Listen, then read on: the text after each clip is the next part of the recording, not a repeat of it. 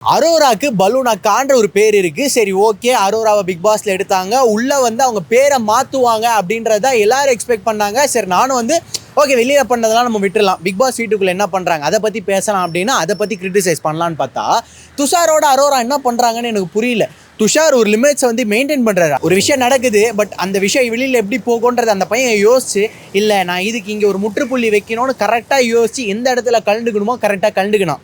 So அதனால் அவருக்கு ஒரு மதிப்பு இருக்குது, ஒரு ரெஸ்பெக்ட் இருக்குது. ஏன்னா இவ்வளோ லட்சம் பேர் பார்க்குற ஷோ, பார்க்குற ஷோ, சின்ன பசங்கள்லேருந்து எல்லாரும் பார்ப்பாங்க அப்படின்னும் போது அந்த ஷோக்குன்னு ஒரு மதிப்பு, ஒரு மரியாதை இருக்குது. நம்ம என்னென்ன உள்ளே பண்ணணுமோ அதை தான் பண்ணணுன்றதுக்கு துஷார் நல்ல ஐடியாவோட போகிறார்.